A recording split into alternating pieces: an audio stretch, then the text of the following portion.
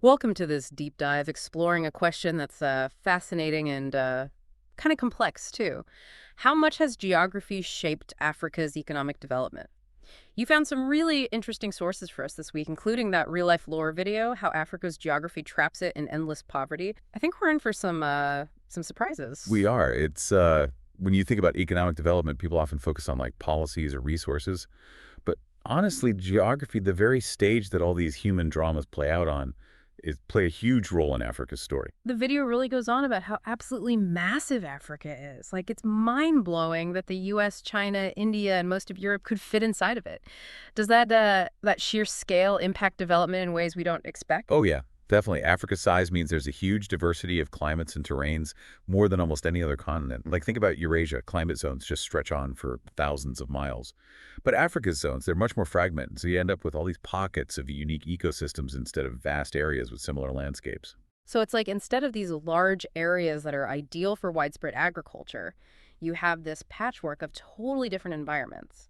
How has that impacted things historically? Just imagine trying to establish trade routes or building like empires when every few hundred miles you run into a totally different landscape and climate. It's a Mm. huge challenge. Yeah, that makes sense. So let's talk about the Sahara Desert. I mean, Hmm. we all know it's huge, but the video makes it seem almost like an impenetrable wall that separates North Africa from sub-Saharan Africa. It's a great analogy. For centuries, the Sahara has been this huge barrier to the flow of like trade technology, even ideas between those two regions. There was some trade, of course, but it was often limited to like small caravans who were making this super dangerous journey. Hmm.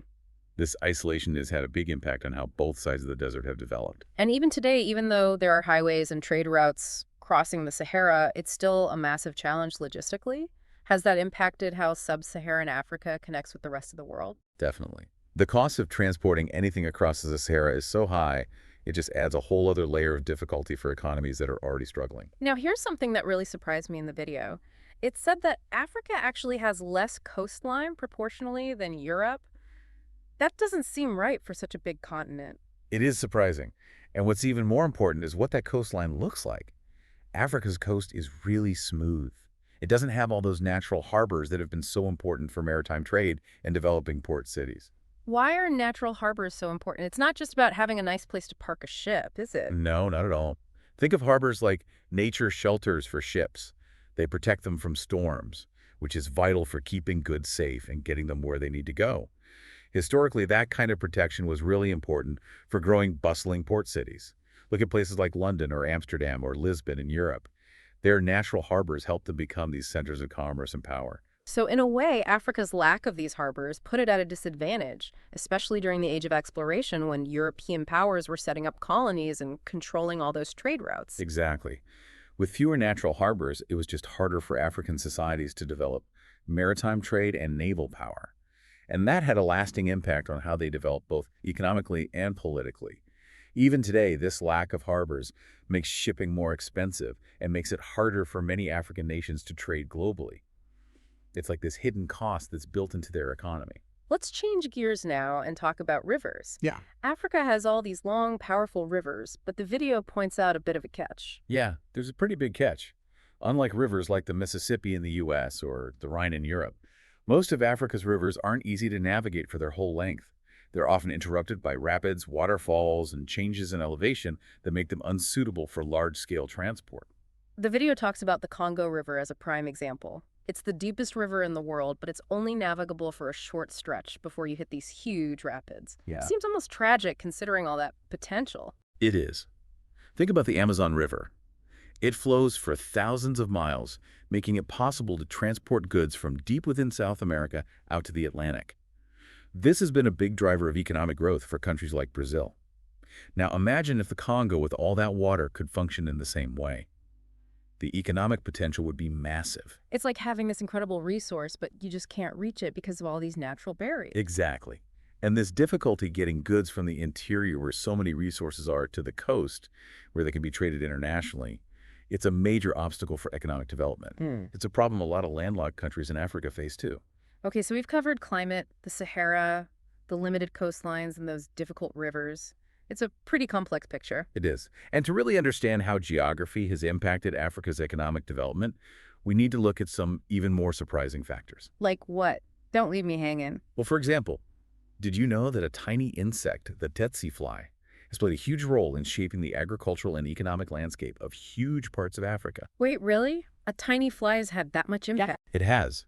And it's a fascinating example of how interconnected we are with nature and how even small creatures can have these huge impacts on human societies and economies.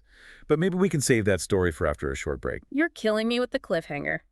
All right, we'll take a quick break and then we'll dive into the fascinating world of the tsetse fly and its impact on Africa's development. Okay, so we were talking about the tsetse fly. Right before the break, you were saying it's had a big impact on Africa. It really has. It might seem strange, but the tsetse fly and the disease it spreads, trypanosomiasis, have had a huge impact on Africa's history, especially when it comes to agriculture and livestock. The video called it a silent killer of livestock. Can you explain why it's been such a big problem? Well, trypanosomiasis, it's also known as sleeping sickness in humans. Yeah. It's fatal to most types of livestock. Imagine trying to build a whole agricultural system without oxen to pull plows or transport things. Yeah, I see what you mean. We just take draft animals for granted in a lot of the world. But in places where the tsetse fly is common, they just can't survive. Exactly. So the tsetse fly has basically made it impossible to use animals for farming or transport across huge parts of Africa. And this has severely limited agricultural productivity and economic development for centuries.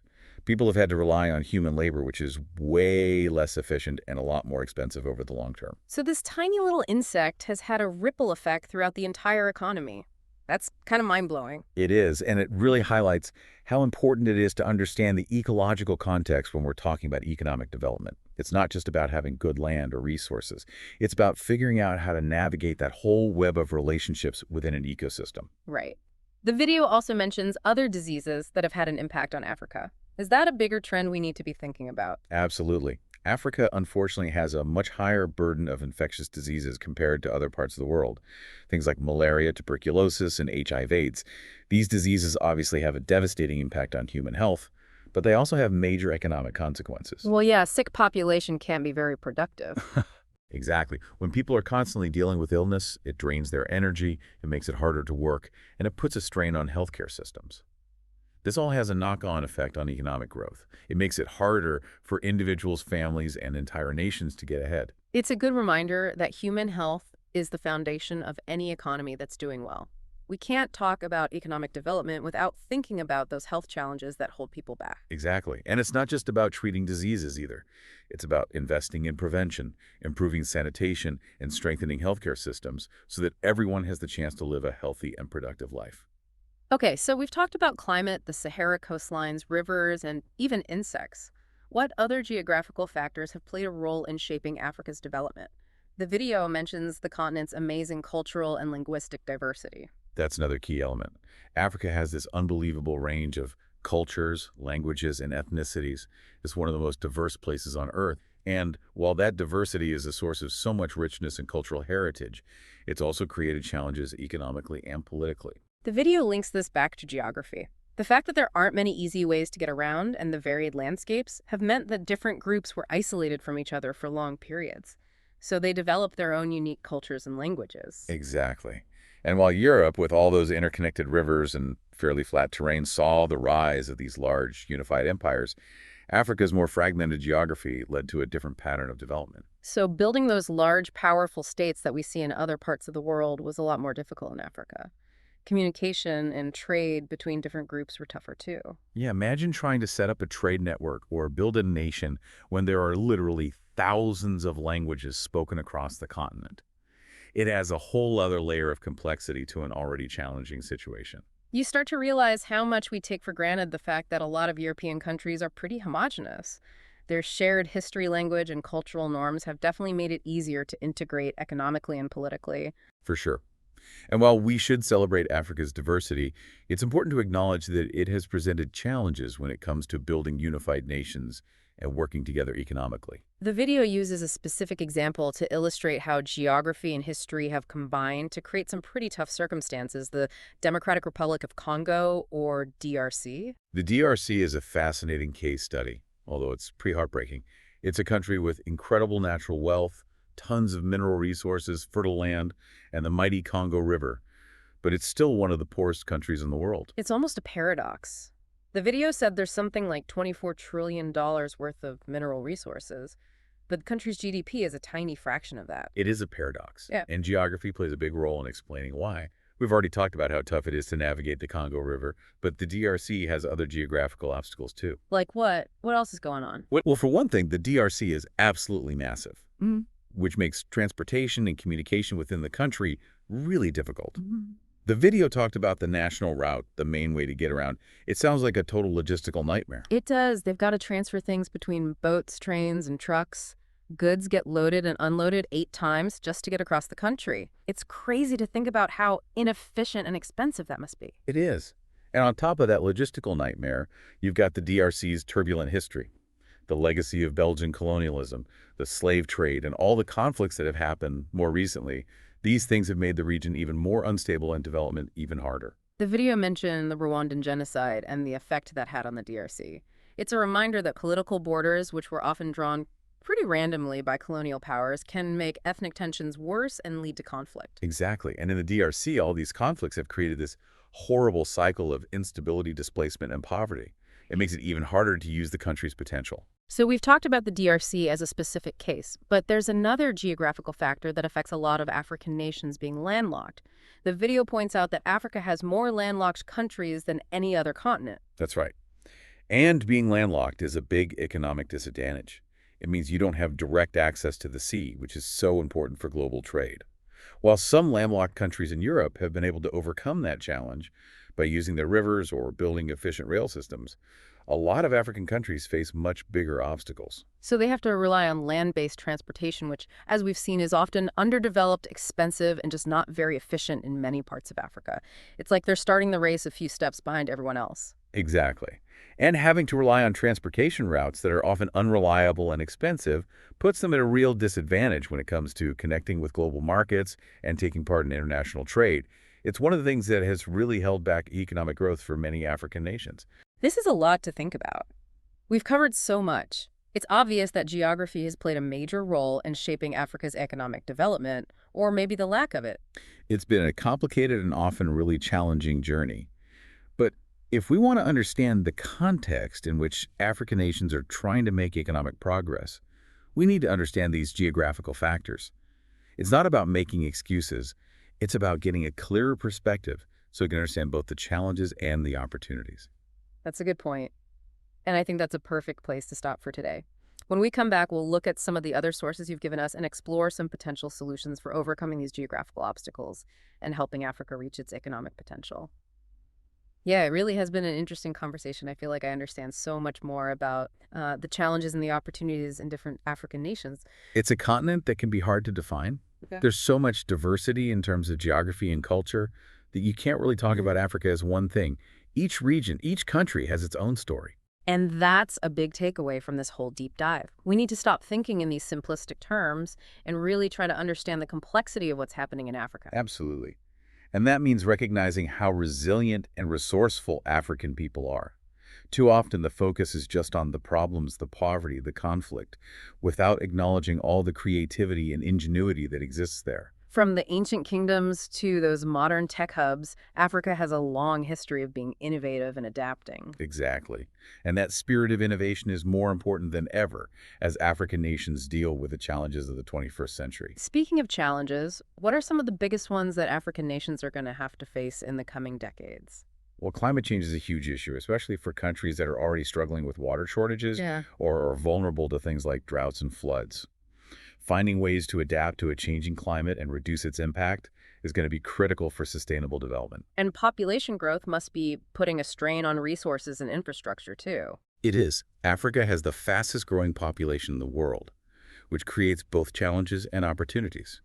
Creating enough jobs, providing education and healthcare, and making sure there's enough food for everyone as the population keeps growing. It's going to require some really creative solutions and a lot of investment. Sounds like a lot of work to do. Yeah. But are there any areas where you see potential for real progress or innovation? Oh, definitely. One area I'm particularly interested in is renewable energy. Africa has so much sunshine and wind. It could easily be harnessed to power homes, businesses, even entire communities. Imagine a future where African countries are not only energy independent, but become global leaders in renewable energy technology. That would be incredible. It would change everything, not just for Africa, but for the whole world. Yeah. What other things make you hopeful about the future of Africa? Well, the growth of the African middle class is a really big deal. As more people have access to education, healthcare, and economic opportunities, it has a ripple effect throughout the whole society. It encourages innovation, promotes entrepreneurship, and creates a more stable and prosperous environment. It's about empowering people to build their own futures instead of having to rely on aid. Exactly. It's about letting people reach their full potential, letting them build their own success, and contribute to their communities and their countries. This has been such an eye-opening conversation, and I feel like we've only just scratched the surface. What else would you like to add before we wrap things up? Just this keep learning, quit asking questions, and stay engaged with Africa. It's a continent that can't be summed up in simple terms, but it's also a continent that's full of hope, resilience, and potential. The more we understand about Africa, the better we can support it on its journey to a brighter future. Wow, that's a great way to put it. Well, I think that brings us to the end of our deep dive. I want to thank you for sharing your expertise and for helping us see the connection between geography and economic development in Africa. It's been a pleasure, and thank you for having me. And to everyone listening, thank you for joining us on this journey. We hope you learned something new and are inspired to keep exploring Africa and all its incredible people, cultures, and economies. Remember, the future of Africa is being shaped right now. It's a story that's still being written, and we can all play a part in making sure it's a story of progress, prosperity, and hope. That's a great thought to leave us with. Until next time, keep exploring, keep asking questions, and keep diving deep.